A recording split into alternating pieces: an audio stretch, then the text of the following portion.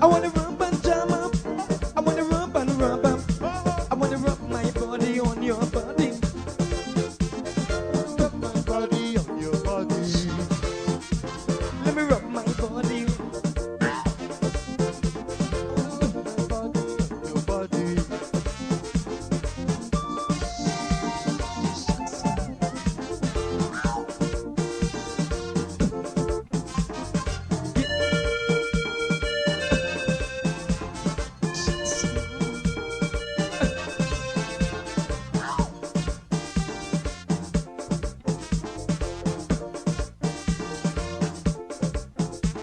I just get paid. I want to play. The vibes is right. I wanna hug up tight. No time to waste. I wanna work my ways. So come on, babes. Give me a taste. I wanna rub my body on your body. I wanna rub my body on your body. Let me rub my body on your body. I wanna rub my body on your body. I wanna rub and love up.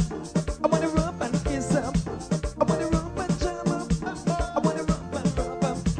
I wanna rub my body on your body. I wanna rub my body on your body. Let me rub my body on your body. I wanna rub my body on your body.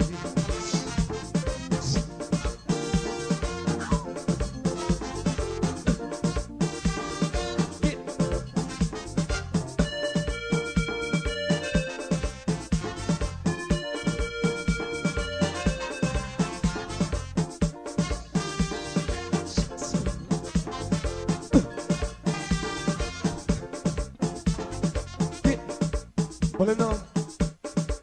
I'm feeling, I'm feeling, I'm feeling, I'm feeling, I'm feeling, I'm feeling, I'm feeling, I'm feeling, I'm feeling.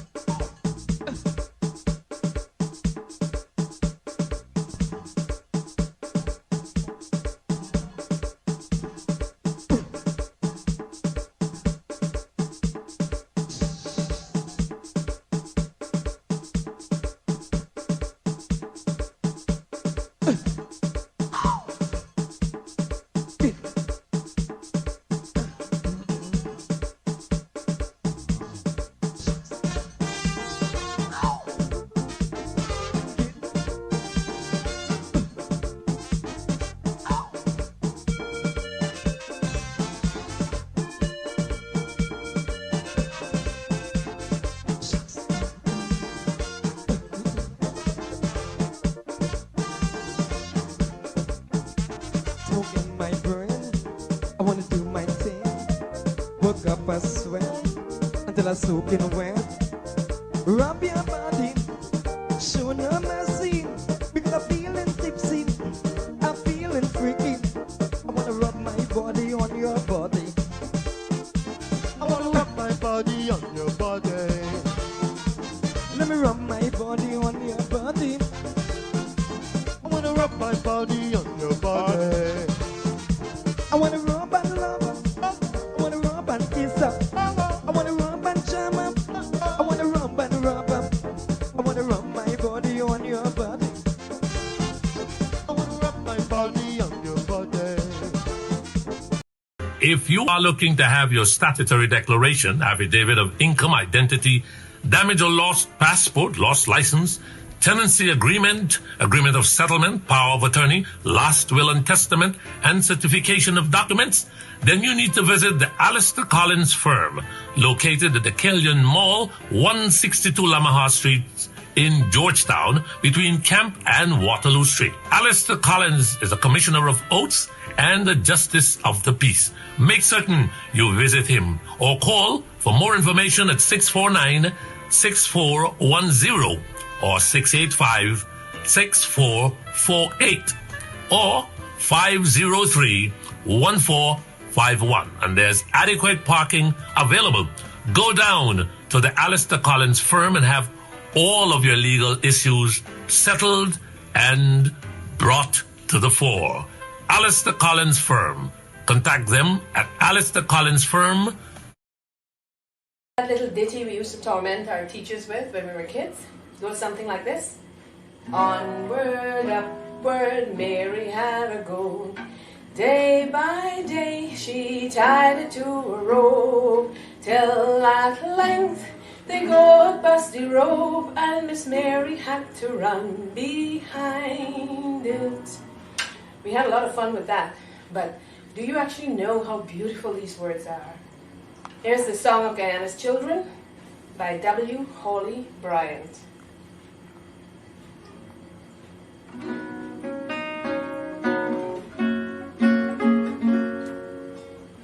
Born in the land of the mighty Roraima, land of great rivers and far-stretching sea, so like the mountains, the sea, and the river, great, wide, and deep in our lives would we be.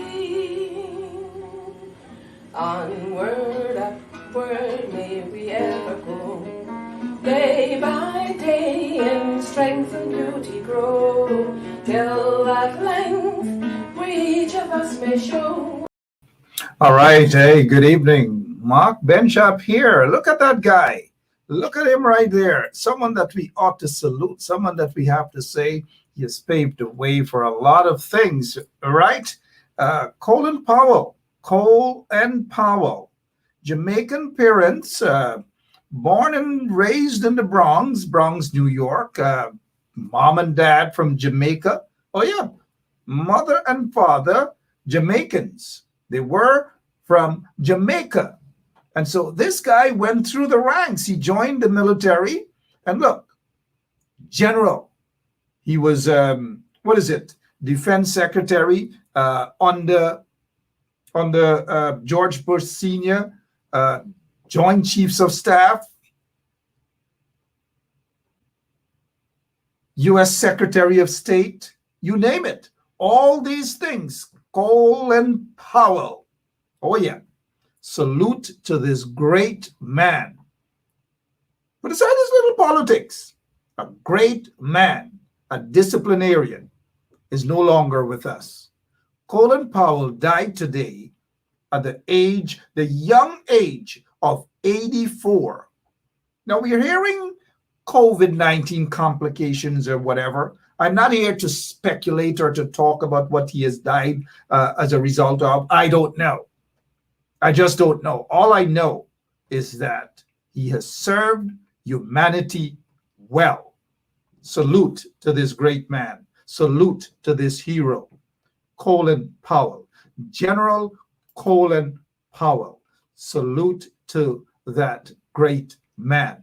I've had the opportunity of meeting with him many years ago, and as much as I was excited meeting him, I think based on what he said, I don't know if he was, Guyanese already, right? He apparently was more excited, in meeting me. I don't know, but that's what Colin Powell, General, said. A nice guy, a really, really nice guy, disciplinarian. And when you talk to Colin Powell, he looks you straight in the eyes.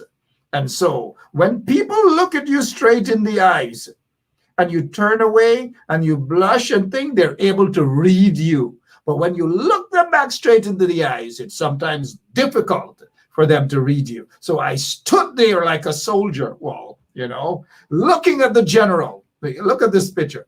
A general and a soldier. A general, right? Sorry, but I have to smile. A general.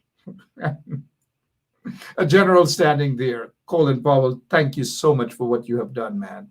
Thank you, and I salute you. Salute you. May his soul rest in peace. May his soul rest in peace. Thank you so much, General Powell. Thank you. Thank you so much. I was shocked. I was shocked. In fact, I once invited Colin Powell to come on Straight Up, but the usual thing, Straight Up 107.1 FM. It's just a show for us Guyanese. We sometimes get some American politicians to come on, but I know next year, the mayoral elections in New York City, You have the gubernatorial elections in New York, and lots of elections. And I know in terms of congressmen and congresswomen will be running again. You know what I mean? And so we will see some of them right here on 107.1 FM radio so that we can chit-chat, if you know what I mean. Chit-chat, because they're going to want to have Guyanese to go out and vote wherever they are. They are going to want Guyanese. And, you know, we have a large voting block. And so, anyways, back to Colin Powell. Salute to a great man. Garfield Collins, I watch your comment. You're being mischievous tonight, and we haven't even started yet. You are being mischievous, and for that, you will be suspended from Straight Up for 1 day. Garfield Collins, you're being mischievous. Good evening to all of you, every single one of you. Look, I ran into this photograph while I was looking for some other photograph, and some other photographs, sorry. And these guys, I know them, I supported them, and they sell plantain chips. I don't know if they're still selling plantain chips. It's a good job, don't get me wrong. I'm not laughing them because they're selling plantain chips. Actually, the guy in that black hat, oh man, the mango sour was something else, man. Something else. They used to be at that bridge, the Berbice River Bridge, right there, selling plantain chips during the PPP time in office. The PPP couldn't create jobs for people. And so these guys, these young entrepreneurs, they went out and they started to buy plantains, they fry it, they package it, and they're selling plantain chips.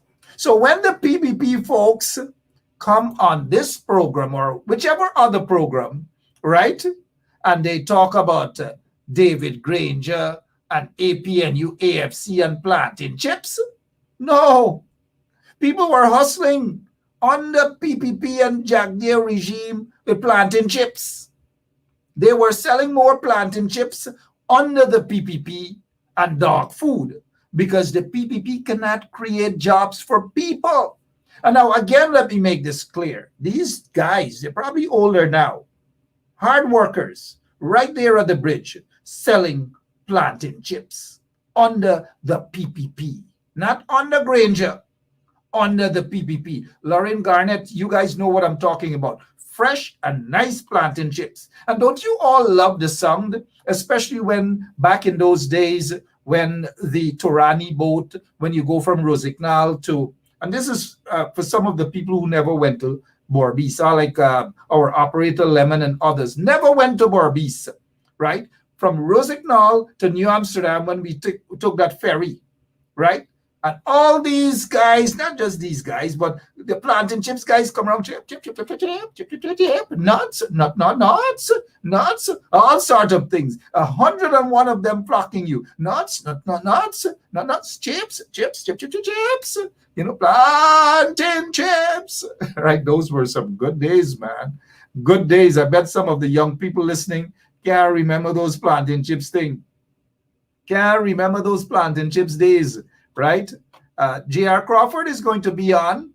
He's going to be on. I want to ask him about those plantain chips days, right? Anyways, it's Monday evening, right? And I'm being a little mischievous this evening. I don't know why.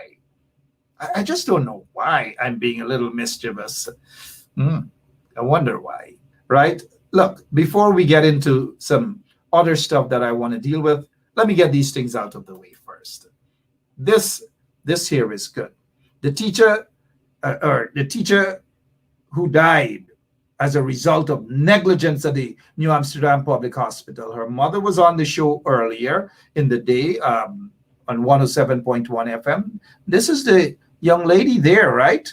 And this is her baby, that beautiful little baby girl, beautiful, pretty little girl, right? She has no mother, none whatsoever, because her mother died as a result of negligence at the New Amsterdam Public Hospital. Negligence, right? They have promised, the Minister of Health, Frank Anthony, promised an investigation. Look, he says it's underway. Over 2 weeks now, going on 3 weeks, and no answer, nothing at all. The mother was at the office of the General Secretary of the Guyana Teachers Union, Coretta McDonald. She's a member of Parliament, and the grandmother, and the mother of the deceased teacher met with the General Secretary of the Guyana Teachers Union. And after that, look, I want to say congratulations to the folks at Andrew's Supermarket. Look at what Andrew's Supermarket did for that little beautiful, beautiful little baby. Thank you so much, Saiku Andrews, and your staff at Andrew's Supermarket. Thank you so much. You guys pray for that baby. You've got to pray for that baby. You know, it's a sad thing. Let us hope that they get justice. Let us hope that they get justice. What else has happened during the course of the day? Look at those folks in the UK. I recognize, let me see. Do I recognize a couple of them there? Yeah. They're Guyanese living in UK. I heard that there was a mix-up with the address. And so some of them went another way and some of them went this way. But kudos to these folks who went out today. It's a bit cold there in London. And they're not afraid. They're showing their faces. They're not afraid. Look at that guy in front there. That's Norman Brown. Yes, Norman Brown, kudos to you guys for what you have done. Kudos to you guys. Next time, I'm sure it's going to be bigger and better. I'm trying to read the placard there. The two, it says here, what? Bharat Jagdev must go now. But he's not going to go now unless the pressure mounts up on him by the opposition. The pressure mounts up on him by the opposition. Well, okay, that's another story, right? Let's move on to another story. Look at this here. After 1 year of turning a blind eye on what is happening there at the COVID hospital, as they call it, the COVID-19 hospital at Liliendal. Oxygen plant is now there for $31 million. Are you telling me they could not have done this a year ago? Possibly they would have saved lives. But Frank Anthony and his crew don't give a damn. I said crew, right? Not screw. Could have probably meant to say that, or I should have said that. But Frank Anthony and his crew don't give a damn. And so even today, 5 persons died. 5 persons died as a result of their negligence. Not the people's negligence, Frank Anthony's negligence.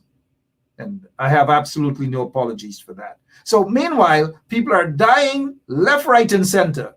Whilst people are dying, this man is out in Ghana lying. People are dying in Guyana, and he's out in he's out in Ghana lying. Look at Nkrumah there. I don't know, this guy should be ashamed. But then again, he has no shame. Look at where he is, standing there. Oh, but hey, sometimes you can't blame this guy for doing the things that he's doing, You can't blame him. Because I asked this question. The opposition, they could be doing the same or even more. Wasn't it recently that, I don't know how accurate it is, but didn't we hear that this guy, yes, I'll show you his face shortly. This guy, didn't we hear that he was in Ghana? Wasn't he in Ghana? A couple of weeks before Bundari went to Ghana?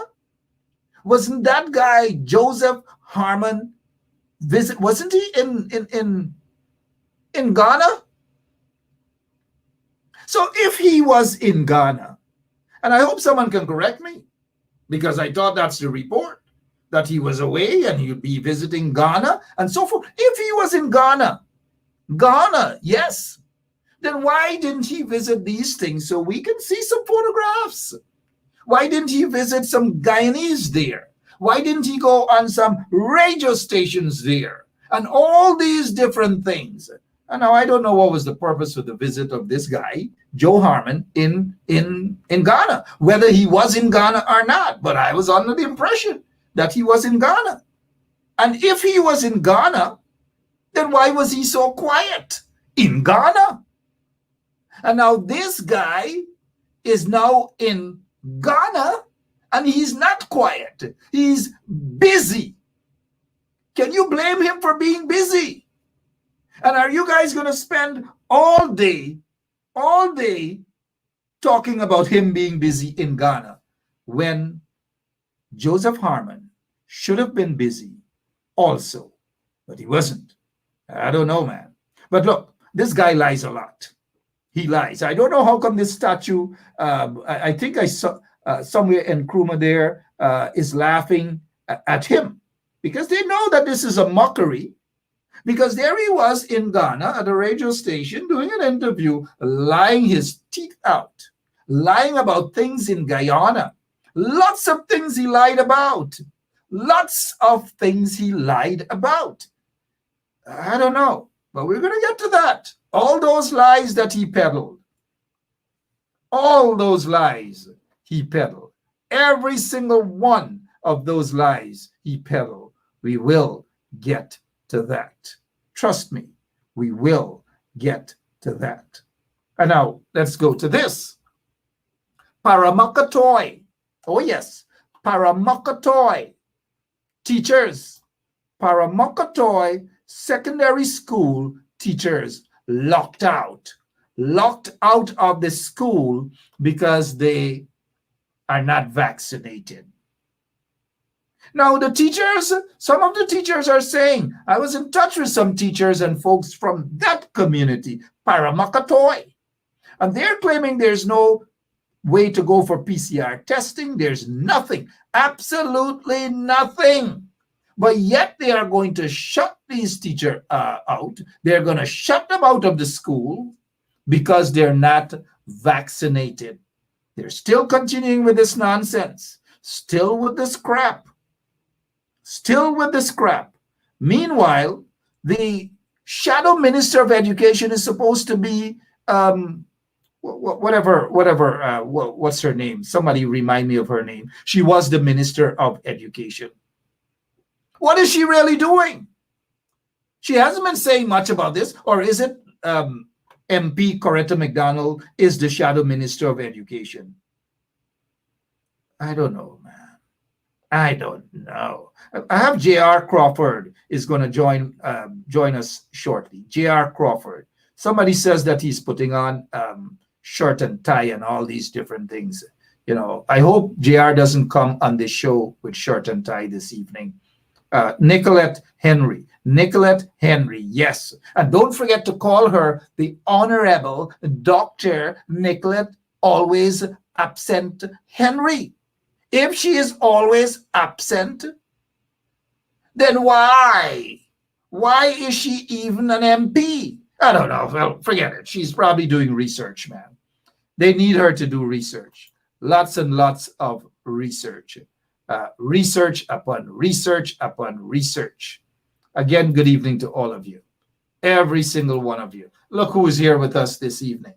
J.R. Crawford. All the way in that village. All of you should be familiar with that village now. Alnis Village on the Quarantine, Berbice. Alnis Village, a rich village. A village that I know very well. Mr. Crawford, good evening to you, sir. Good evening, Mark. Good evening, listeners. Yep, let's get ready to rock and roll. We heard that Mr. Harmon went to Ghana. We didn't see no photos. We didn't see nothing. Nothing. But we heard that he was in Ghana. All right, put that aside for now.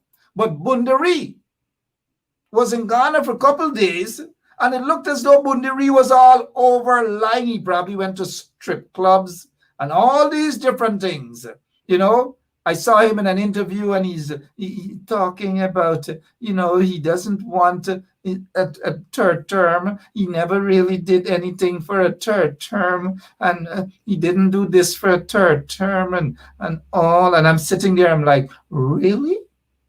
What is your take on the lies that guy is peddling in Ghana, man? Go ahead, Crawford. Well, first of all, I'm kind of shocked that he would go to a country like Ghana when what we're seeing here and what occurred during the 2000s under his presidencies.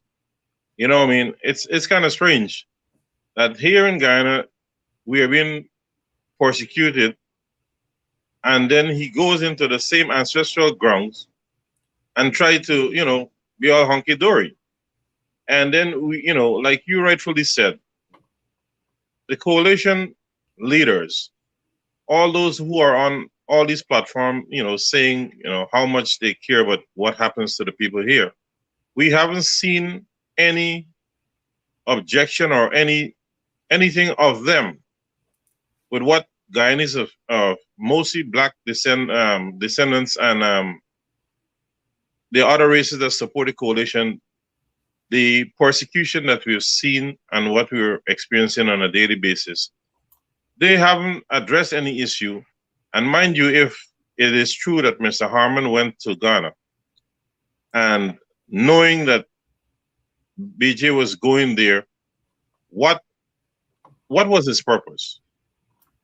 You don't see. Now we just have to, because we were told that Mr. Harman visited Ghana. And now the question is, go ahead, JR, go ahead. There's no question by me. Go ahead, sir. Sorry about that. Go ahead. It makes one wonder, who are we really supporting? If you get no resistance from the coalition party, are we a one-party nation? Because here you are, folks are going there. People are abusing people that have origin from those locations, and you're going there, you're not making any inroads, and these guys could just jump into our ancestral homes and have all these smiles on the face, looking like everything is okay over here, and we are not seeing any effort from these the party chairperson, the general secretary, the leader, or the people who are vying for leadership. We are not seeing anything there. The chief whip, all these MPs, everybody has gone mute. So when you take a step back, you want to know if your efforts, if it's worthwhile, or just throw in the towel and just migrate, or whatever the case may be, because we're not seeing any force from the opposition. Maybe they're happy in that position. I think the people that support the party, we need to start to increase the pressure on our party of choice. If they can't be a proper representation for us who feel that this is the platform that we're going to support, then we need to force them out and let them know, this is not the old 70s, 80s, electronics, has a big play now, and we're not seeing the coalition people disseminating information that is worthy of our support. And again, the PPP, it's like the coalition is afraid to step into areas that the PPP runs into, and the PPP seems comfortable running into the coalition stronghold. So you start to wonder, are we allowing the right people to seek leadership, or are there some things that we can change before we get to another election? Yeah, and a lot of time is spent on what the other side is doing, and less time is spent on what they should be doing in the opposition.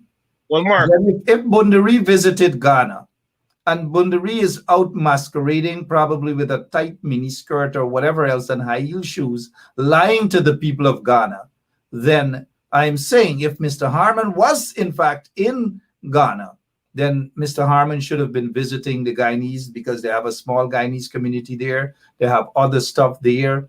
If Bundari does what Mr. Harmon didn't do, then who are we to blame?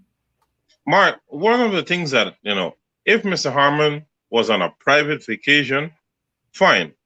But as the opposition leader in such a crisis that we're, our country's in a tailspin, he should have at least let the supporters know what are, his international visits about.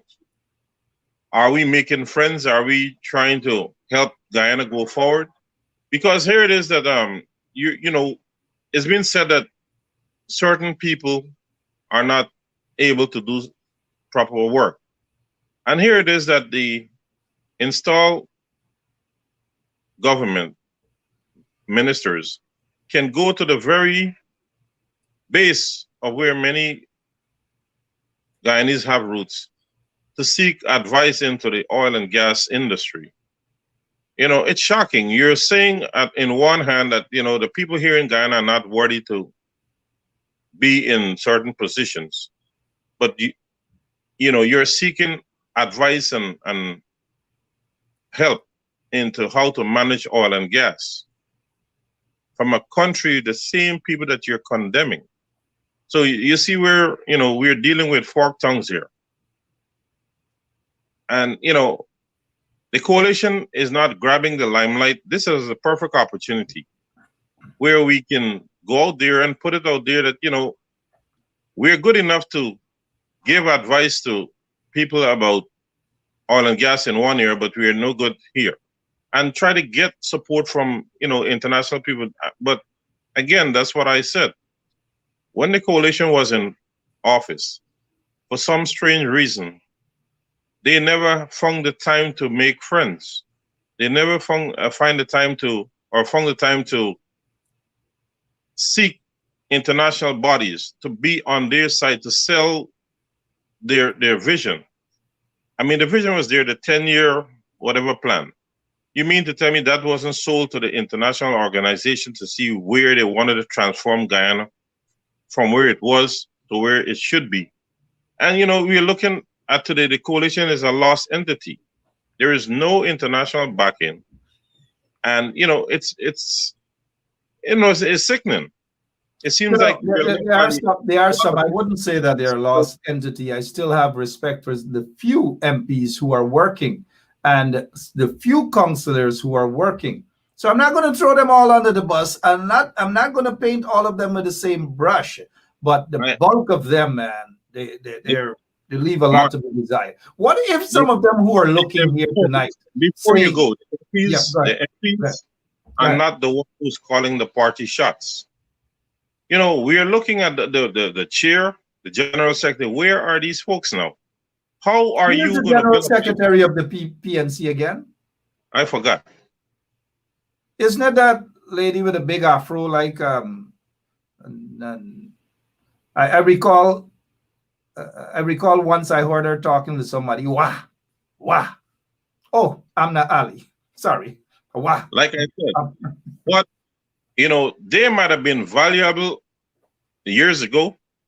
They are not today. And look, they need to get out of there. I don't know why they're holding on to position. And you can see you made a April Fool's post early this year, and you see the reaction from the general secretary. They're all power hungry, and they don't want to go out there and represent the country or the people's interests. And for some strange reason, the politicians are behaving like they're Lord and Mighty.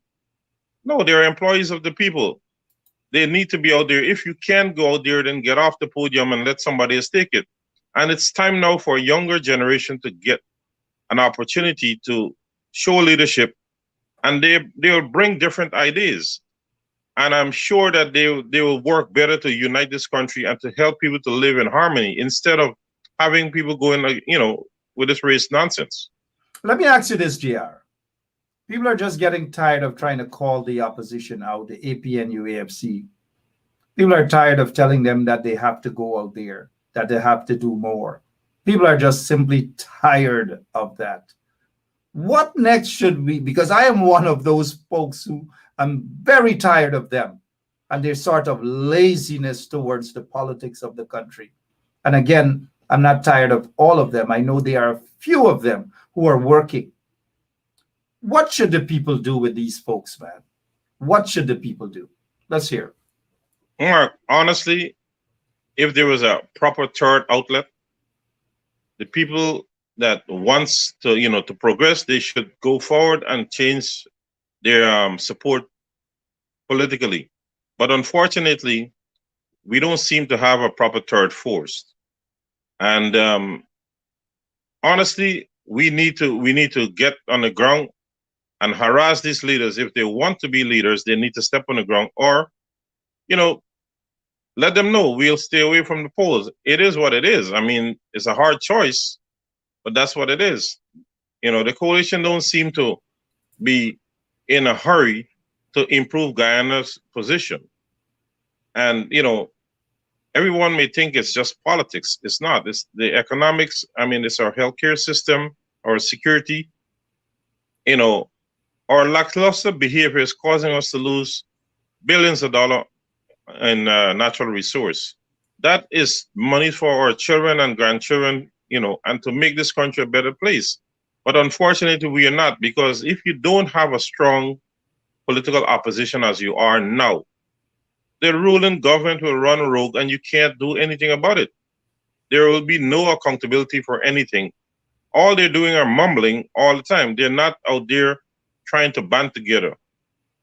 Yes, we need new leadership, but at the same token, they talk too much in public. What are their intentions? They don't seem to be able to control information. It gets leaked out. It's like their meetings and their whatever they're doing is like fetching water in a basket.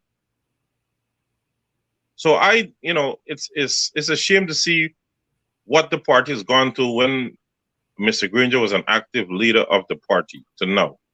They don't seem to, they fall apart from the mantra that, the decade of development. So I don't know where we're going, and they don't want other people who have the possibility of growing the party to get ahead. I don't know, but I don't know what else we should say about these folks. The bulk of them are a total waste of time. They should not be in that position. Some of them have another job that they spend more time focusing on that other job, whilst they collect probably more in terms of salary as an MP. And they do less as an MP.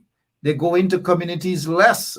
They deal with people's issues on a part-time basis. Now, look, some of them might say, they might go in their little group chat or whatever it is and say, Benschop is at it again. GR is at it again. What these two people want. Do they have an agenda? Well, at least I have an agenda. And my agenda is to put them to work. Let them work for their $250,000 a month, because that is a heck of a lot of money.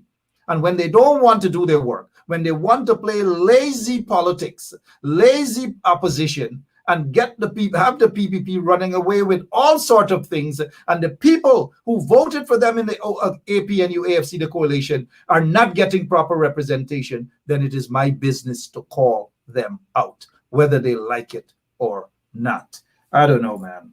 JR, let's talk about the PPP now. We already got that established, that those lazy folks in the APNU-AFC have to get out there and do more.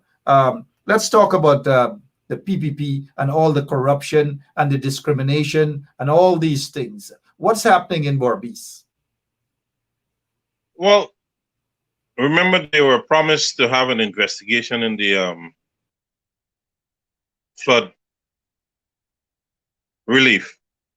No such investigation is going anywhere, because whatever they had to investigate, it's not there anymore. The people have, plow their lands and whatever. So you can't have anything to state that this area wasn't planted or not.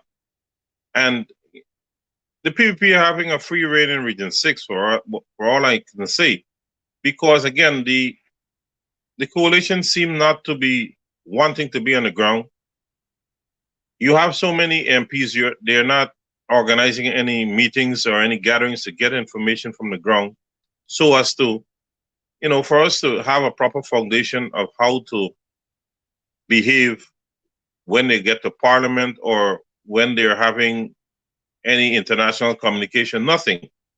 So they're kept in the dark because of laziness and the inability to connect with the people on the ground. So in essence, it's becoming like a fraudulent behavior because you're there to represent the people of Guyana's interests, but you're not getting out there. And I don't know why these officials feel that, they can come and go as they please instead of being there to the people. A minister or a party big should always be connecting with the officials on the ground who makes the party base stronger. How are we going to grow the base when you do not want to be a part of the groundwork? It's this Lord and Mighty or the kingship mentality that, that has probably kept them out of office so long. People want to hear from the horse's mouth. What are you going to do for me if I lend you my support? How are you going to get that information if you don't go on the ground? You can't expect somebody to pass it on. No, this is not a real thing. You have to be there in person and, put a face to the name and all these things. But we, I don't know. Once we get to a certain position, we get too big to be approached. And, that is where, it hurts. You might say what you want about the PPP, but they're always campaigning from day one in office, year round, because that is how you keep your base intact.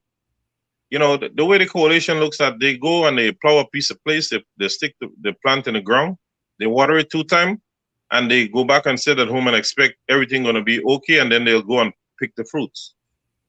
That don't work, and that is the same thing that they're doing with the people. And they're losing support. And when people are frustrated, they're easily bought and paid for. And, then they wonder what happens at the polls or local election. Those are the reasons. If you are not connecting with your people, keeping them abreast and informed of what is going on and how, that secrecy business and, waiting for international people. No, it's not going to come. Our efforts have to come from here, and then maybe we'll have international help. You understand? So, I'm still wondering what will it take for the older leaders to be pushed out of the party and allow younger blood who wants to see Guyana go up, get in position where they can be more valuable to the people of Guyana. I mean, something's got to give. You're in the party 30 years and, you can't bring 1,000 votes. What are you doing there?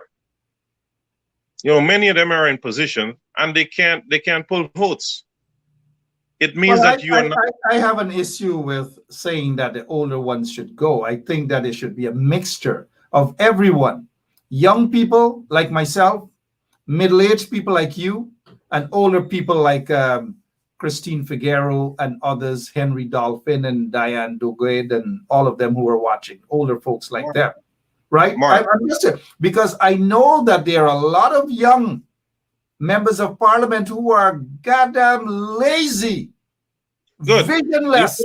So, Crawford, don't tell me about getting rid of the old folks and put some of those lazy AZZ politicians that we see, those MPs in the coalition. Don't tell me about getting rid of the old people, but continue, man. The old people cause the behavior of the current ones, because if you were setting a proper trend and you're grooming people to take your position, we would have seen a better party. I mean, I'm not here to make friends. It's not, like I said, I don't have anything here to get from these people in this country. What I'm looking for is what happens to the poorer people. Because regardless of what it is and how bad Guyana gets, the elected official lives a king's life.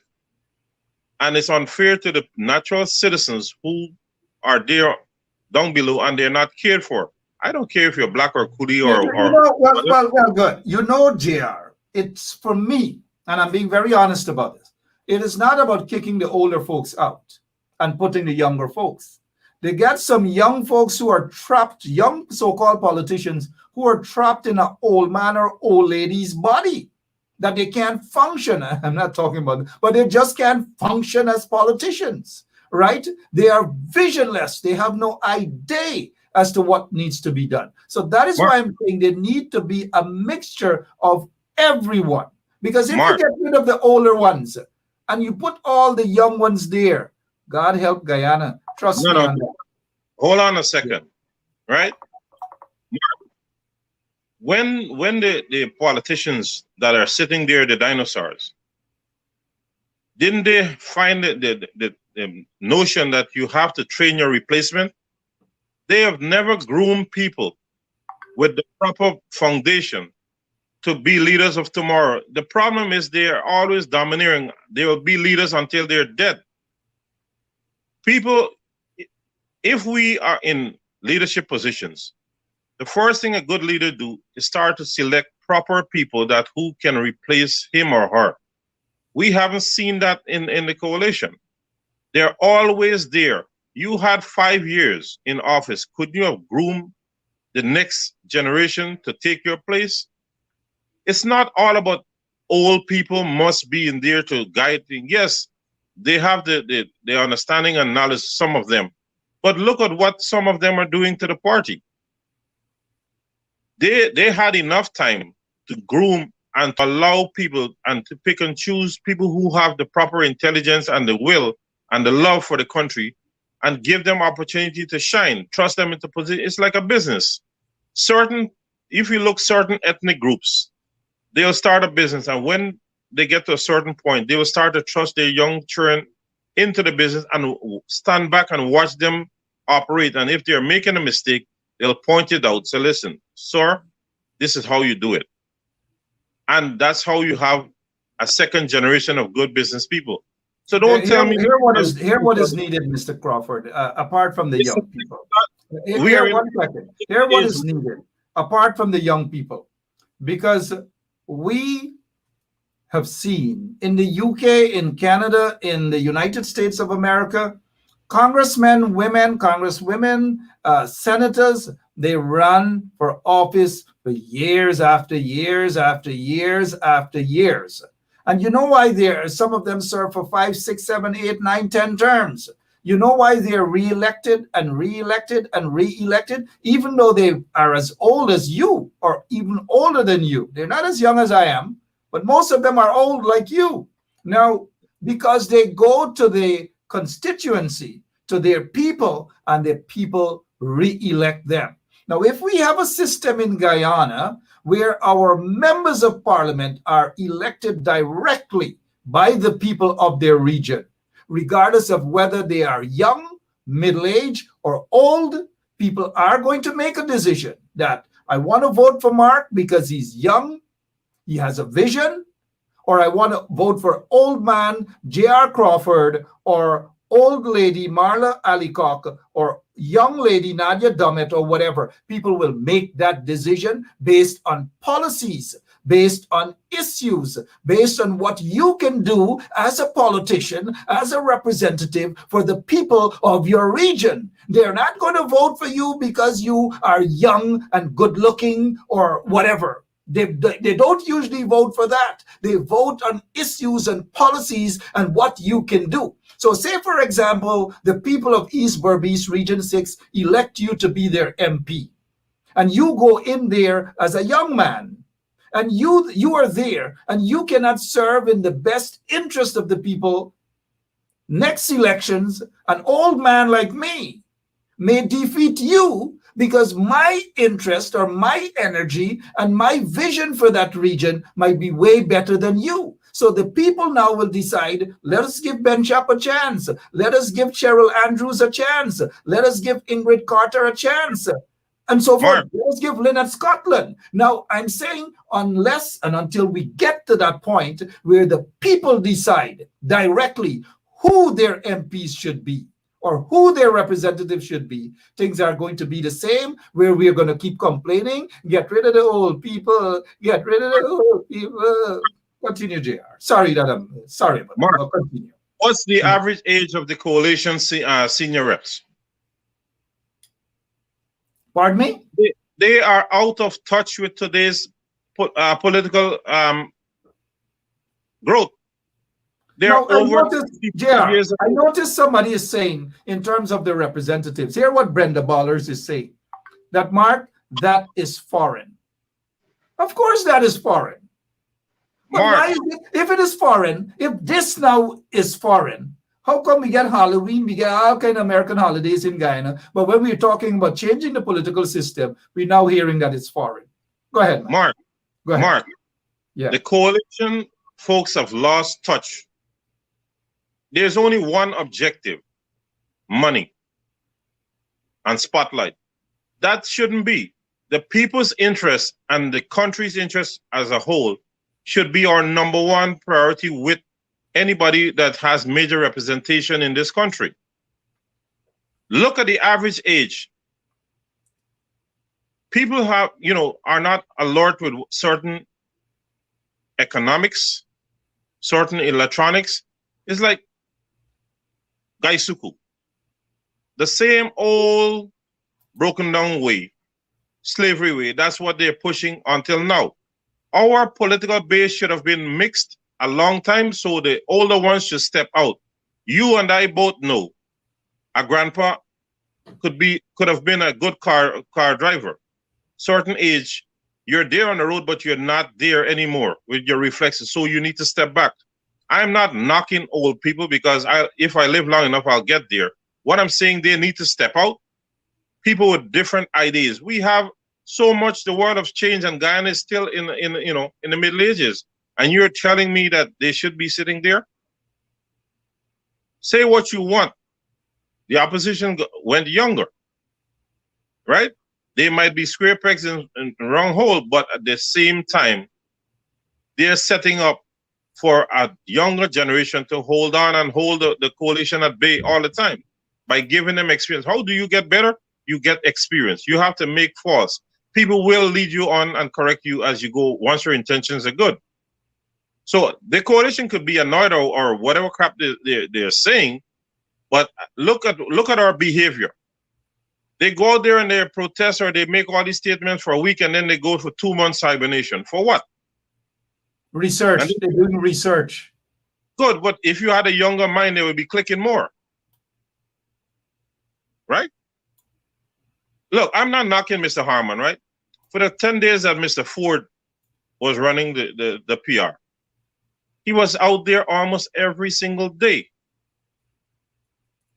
What does that show you? Mr. Harmon, yes, as much as he wants to run for leadership and the contribution he has made, Mr. Harmon, time for this has gone.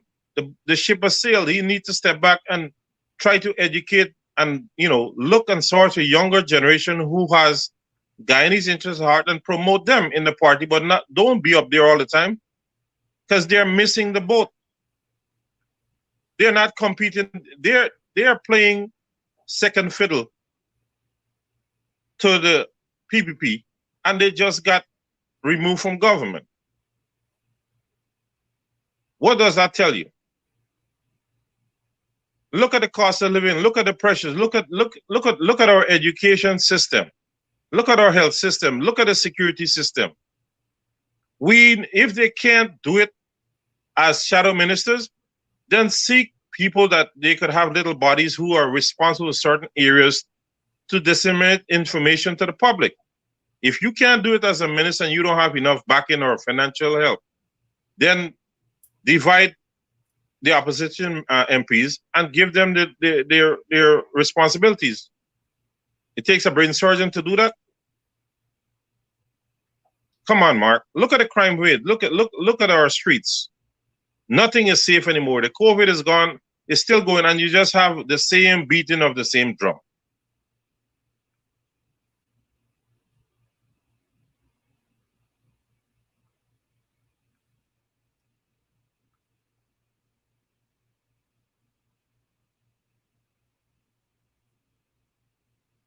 Are you still trying to defend your friend? I'm not trying to defend anything. I'm trying to end the program right now. You know why? Because it looks as though we're flogging a dead horse. Those guys in the opposition, it's like throwing water on dogs' back. They're gonna go in the little chat groups or group chat or whatever and start spend their energy cussing us out in their group chat instead of going out in their constituency and working for those people and trying to change the party. If they want to force us to speak in the truth, then to hell with it. I mean, we have to look at the love of this country and the people of this country. And if you don't have a formidable opposition to the party that's in government, the people eventually will suffer. Look at the cost of living. Look at our healthcare system. People are being abused. The murder, robberies are going out of hand, and you're not seeing these folks out there. Everybody's talking about this reform and reform that, but you're not coming on the ground. You're not connecting. You're not advising little communities how to live better and to report, criminal activities or whatever it is. You have to be there and connect with the people. How you think the people is going to support you? The coalition as an opposition now should have been in all the PPP stronghold, talking to the people. There are going to be some who's going to listen. But they just drive by and, and that's how they grow the base. What they do is drive by politics and put on nice, Q-tex and the guys, they ting up their hair and they go on social media and they believe that is politicking. That is not all. I'm not knocking those who make an effort, mind you, to go on social media. One second, sir. I'm not knocking those who go on social media, who are making an effort to do something. Again, and I want to be very objective, but I'm saying that politics and campaigning and representing your people is not just all about social media. It is also on the ground. That is all we're saying. At least we're not knocking and we're not throwing those opposition MPs under the bus. We're not insulting them. At least I'm being constructive in saying to them, they have to do much more. They got to get out of their air-conditioned offices. Just like you've said, JR, crime is on the increase. They got to visit their various communities, not just when somebody gets killed, to go and take some photos and talk to the people at funerals and so forth, or dead house, as we call it. No, they need to do more. Are we seeing that? The answer is no. That is all we're saying. And if I were an MP and they got two guys like you, two horse-faced looking guys like us, criticizing us every day, you know what I would have done? Trust me, JR, next morning, I would have been on the streets. I would have been in the communities. Say, for example, I was a representative of Region 10, an MP for Region 10. This is not knocking the MPs, but I know Figueroa is oftentimes busy. The other MP, I don't even know what the heck he does, whatever his name is. I don't even recall his name. But what I would have done, I would have ensured that I not only limit my work in Linden, because Region 10 is not just about Wisma, Mackenzie, or Blueberry Hill, Forest Alley, Second Alley, and Christianburg, and so forth. It is in Ituni, Old England. It is in Kokwani and other places. I would have been there visiting those people, talking to them, taking photographs, videoing them, so I can come back and show people in social media, apart from having a presence on the ground, to come back and say to people in social media, this is what is happening in Region 10. This is what the PPP is doing to the people of Region 10. I just use Region 10 as an example, mind you, but that is what I would have been doing if I was in Region 8, Region 3, Region 4, wherever. Sorry about that, JR. Go ahead. Mark, now, the coalition efforts, if you know the nature of the beast you're up against, and if you, I don't know if they don't do a performance evaluation on the ministers of parliament, but I know I would have done it, and I know I've done it years and years.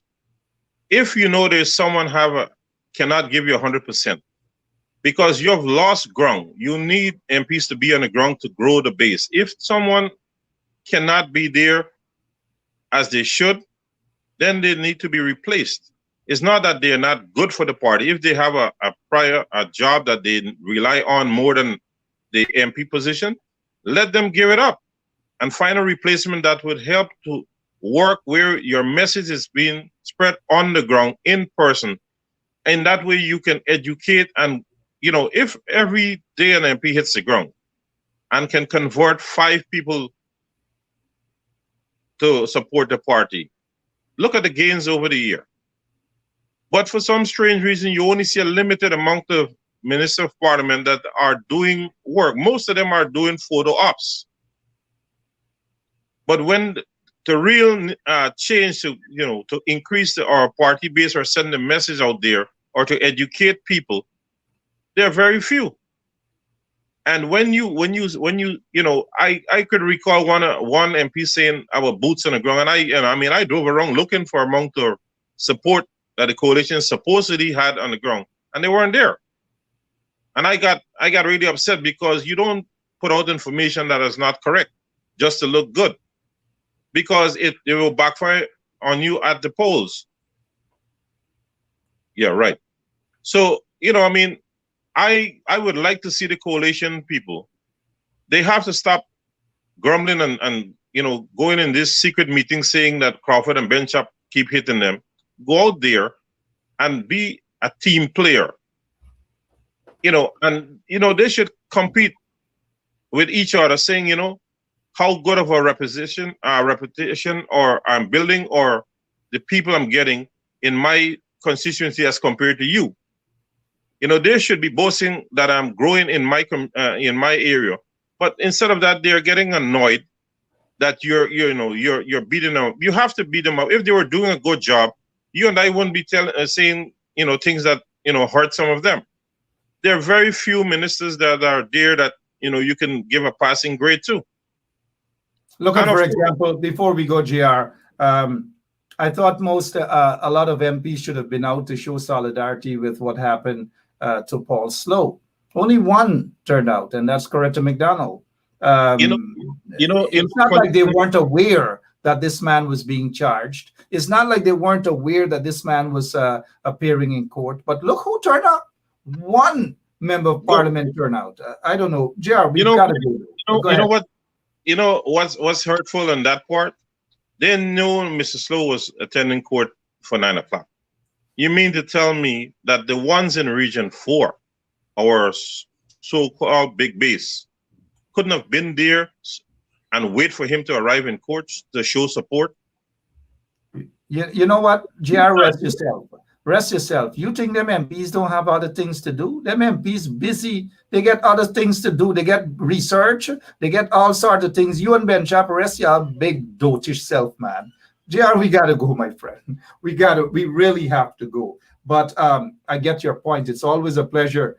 Whenever you're on, you just keep the discussion going and going and going. But you were about to make a point, sir. Let me not... it was something that I had expected that, they would have shown support, that when Mr. Slow arrived at the court, they would have been there. And, we haven't seen any mention of Miss Myers' situation where her case was thrown out. These are things that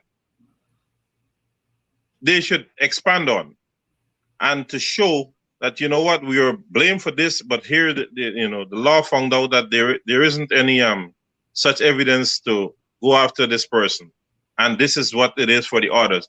But they're not using. They keep dropping the ball. It's like they're playing cricket, and they're dropping all these catches, and then they're complaining to the umpire why the guy is not out. I can't for the life of me understand how we could be such a docile set of people and expect international help. Who's going to help you if you're not helping yourself? This is where we need proper representation, and our voters and the party supporters need to start to hold them accountable and start to put the pressure. If you have an MP that's assigned to your region and is not doing anything, then they need to let it be known and have that person be replaced.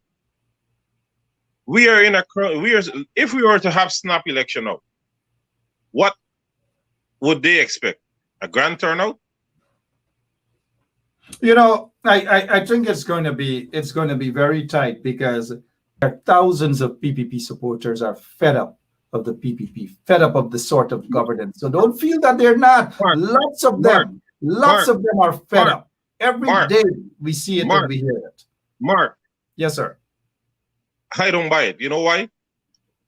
If we were out there growing the base, yes, not because the people are grumbling or saying things that when it comes to game time, the people will find a way to get their people back on track because the coalition keep losing the opportunity and missing it or don't want to go after it.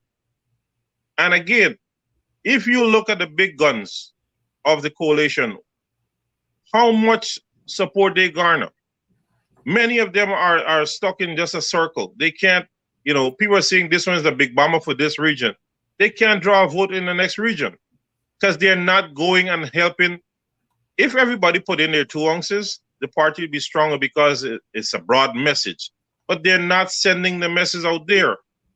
They're hoping they feel that they are. We are talking to people on the ground. Look, they can't put rings around my head or whatever it is.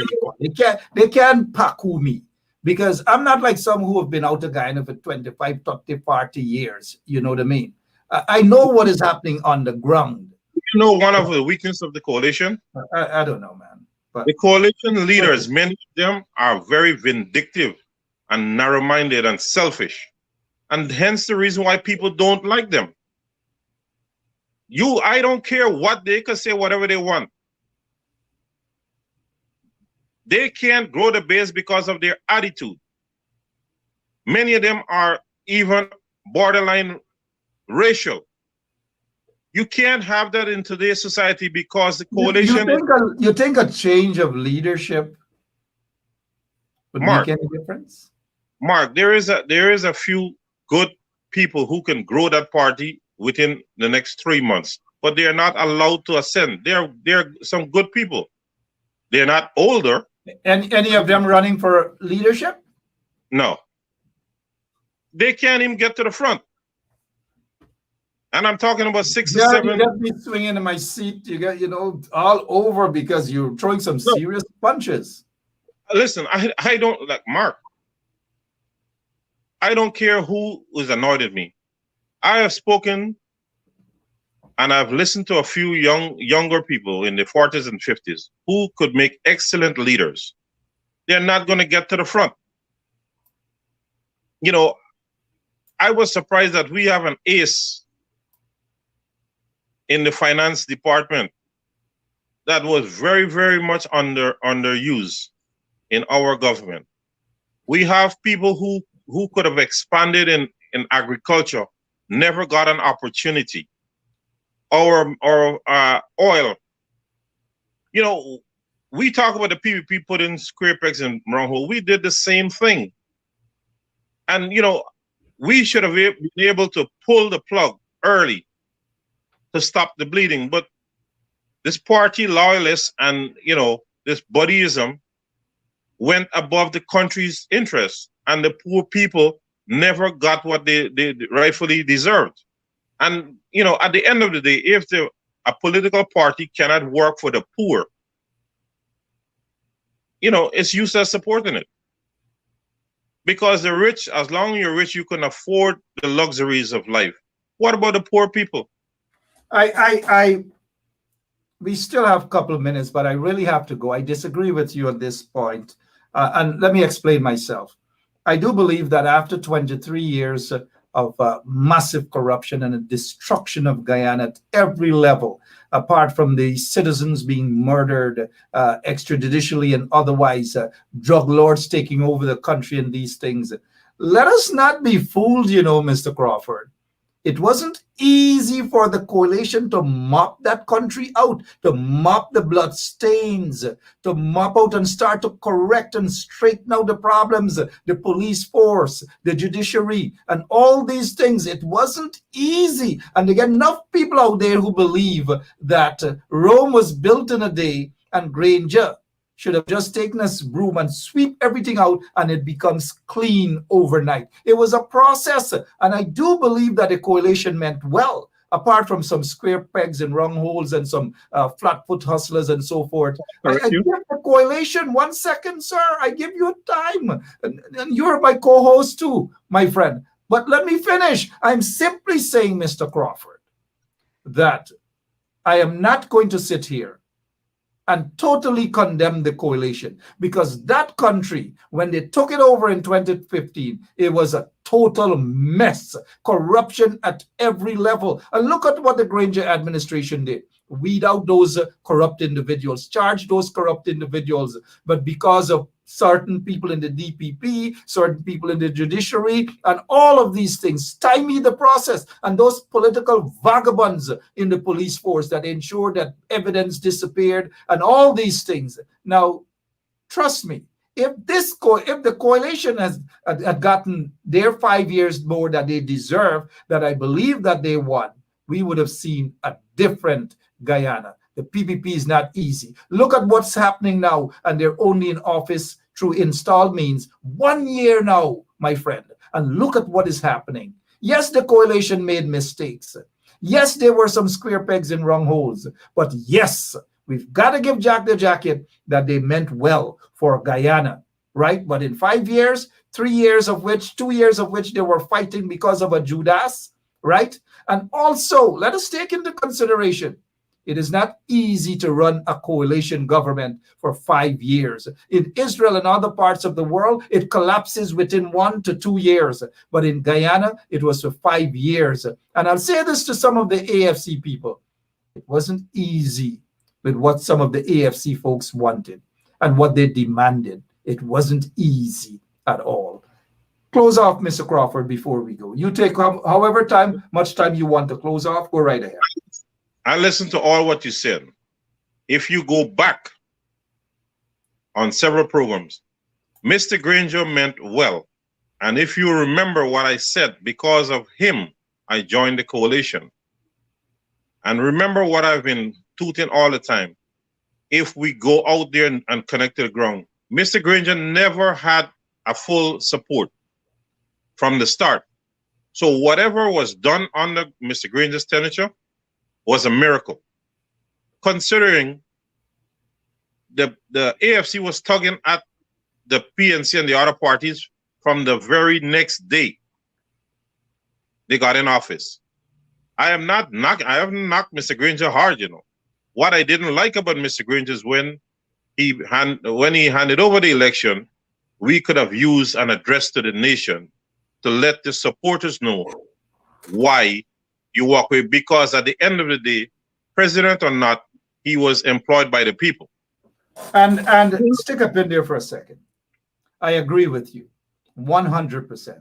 And one of the problems with Mr. Granger, His Excellency David Arthur Granger, I do agree with you and others. And I have said this before as well, Mr. Granger should have come out and address the people, talk to his supporters, explain certain things to his supporters. And I believe that has been one of the downfalls of Mr. Granger, not coming out. And because of the fact that he remained silent, people just lost the sort of love that they had for him and the support. He should have come out. He didn't.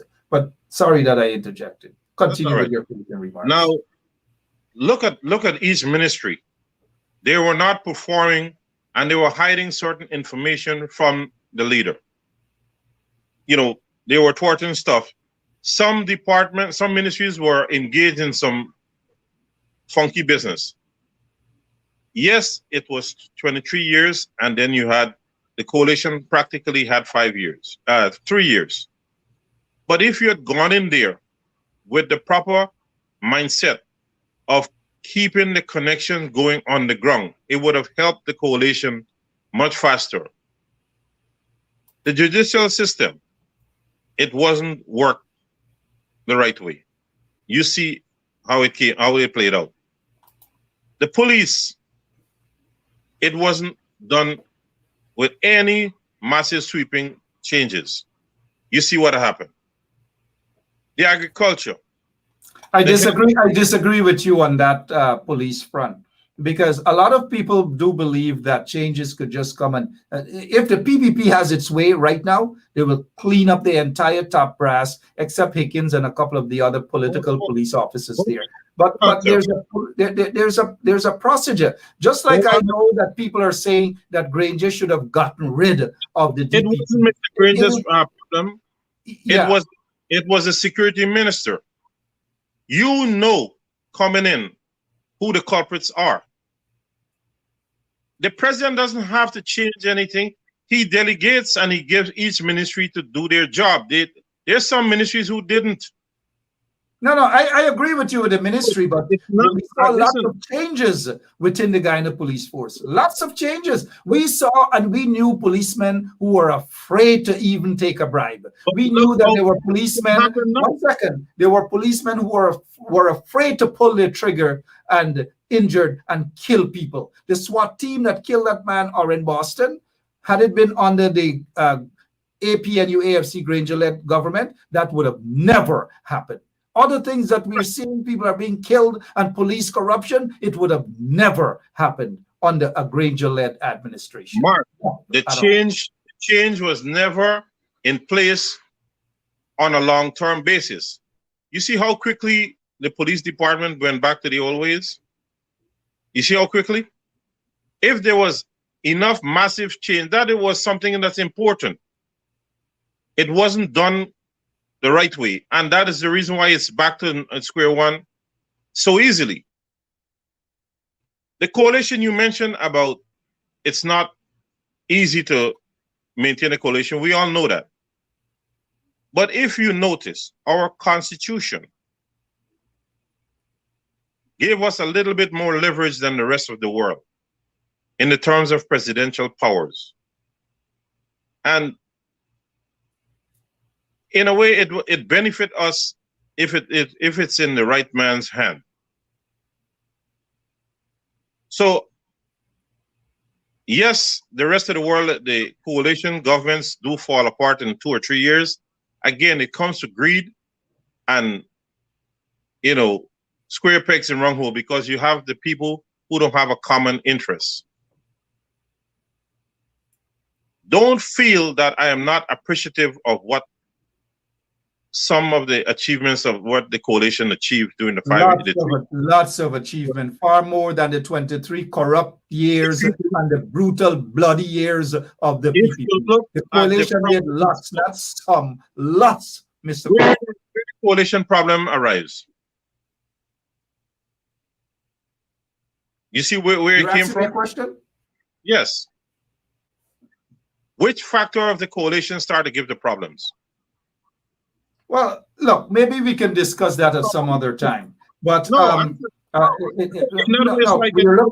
at the time now. I have said that the AFC has been problematic. Then you had the WPA with David Hines and those guys that couldn't win a piece of seat on their own.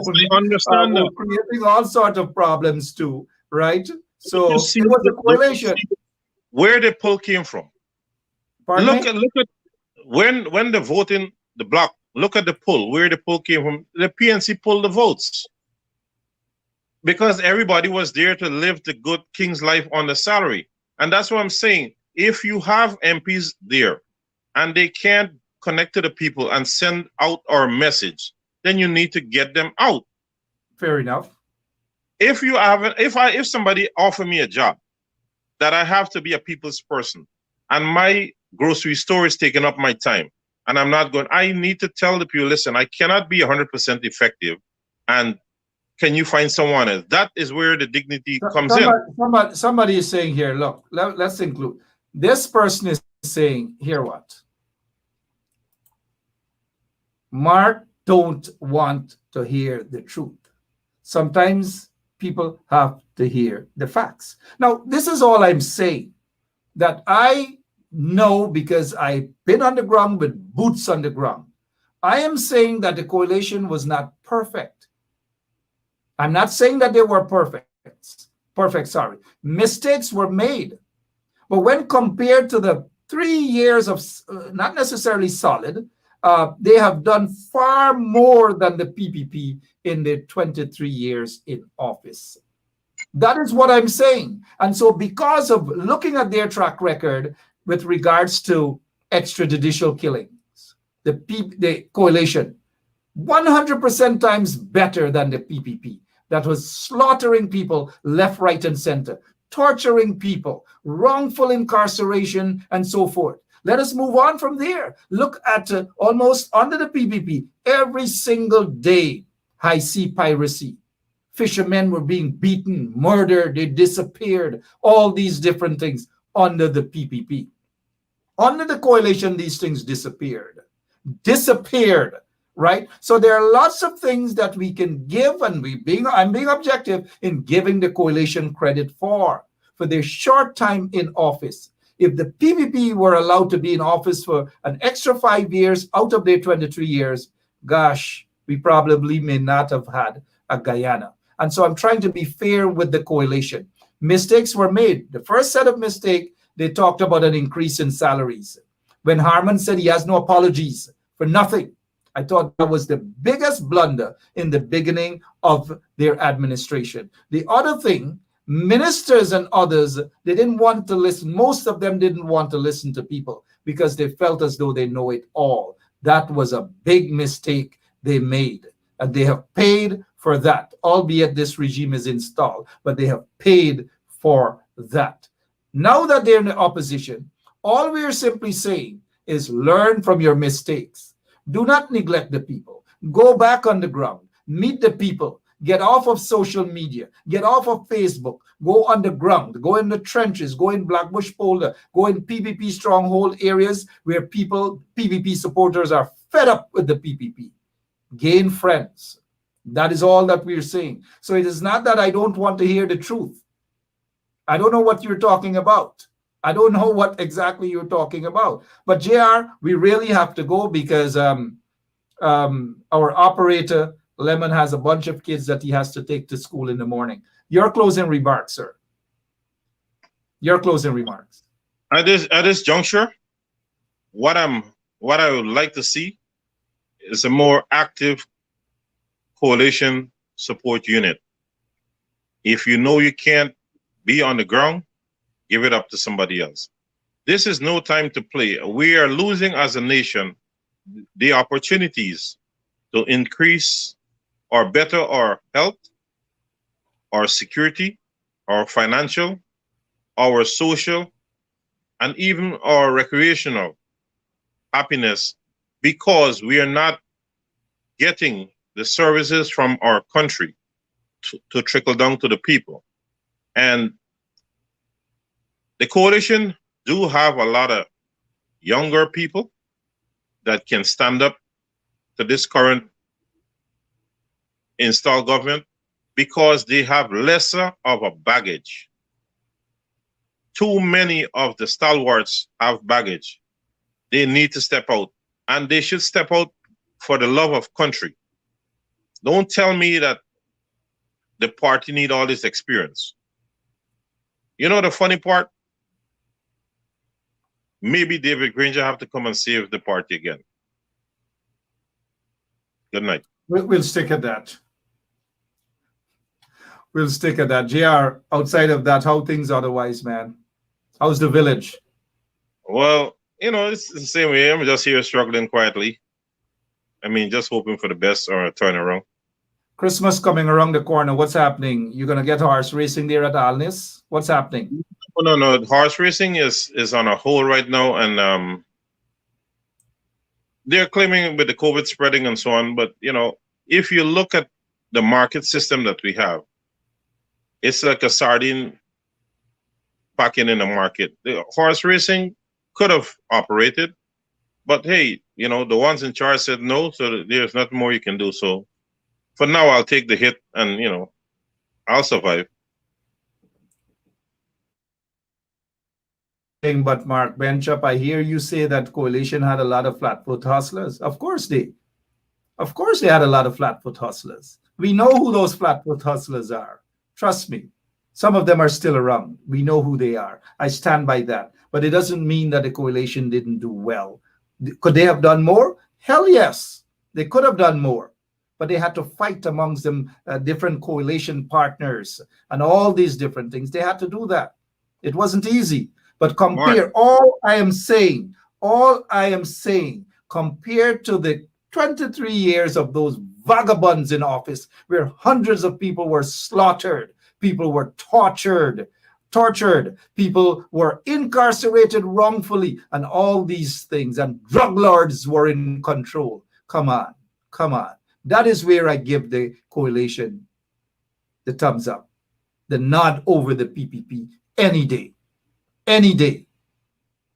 They have lost. They have been there out of office now through questionable circumstances. The PPP has been installed. It's unfortunate because Guyana is back to those dark days. But those MPs in the coalition need to get up, wake up, or shape out. Congress is coming around soon. If they want new leaders, then Mark, it is their choice. You did say you got to go. Now you're in Mark. Yes. Hold on a second. Go ahead. I want to give the coalition something. Sure. You saw what happened in Israel? Yeah. With Good. Benjamin Netanyahu. Yeah. You see what the opposition did? Oh, yeah. Good. So there is opportunity. It's just that we need to come together and focus and put the needs of this country above our personal needs. All right. And the MPs should not be concerned about people addressing them as honorable. Give me a break. JR, your rightful laugh as Abisa quarantine side. Thank you so much. Give my regards to my good friend. Hope all is well. Night. Thank you so much, JR Crawford. always fun. Lively debate, lively discussion. It's always fun. JR and I don't see eye to eye on everything, as you guys see there tonight, but I'm not prepared to just kick the coalition overboard. They have done a heck of a lot within that short space of time when compared to that long period of time the PPP were in office for 23 years. But those MPs, a lot of those MPs in the coalition need to wake up. They need to wake up. We're telling them for their own good. Wake up. I want to play this song for all those folks in Blackbush Polder who are watching this program right now, and all of them throughout Guyana. In Skeldon, Blackbush Polder, Philippi, Alnis, Cromarty, Kilmarnock, Bloomfield, Port Morant, Tain, Letterkenny, Arkline, Wim, Albion, Hampshire, Belvedere, Nig, and all those other villages, Firish and so forth. And all the people across Guyana, and all you beautiful people in the diaspora too, and the people in Ghana, because they do listen to Indian songs as well. This is one of my favorite. For all those PPP supporters also who are disgruntled, who are unhappy because of folks like Jack Leo and others in the PPP. I love all of you. Thank you, J.R. Crawford. Thanks to all, every one of you. God bless you. दिल लेने वालों दिल देना सीखो जी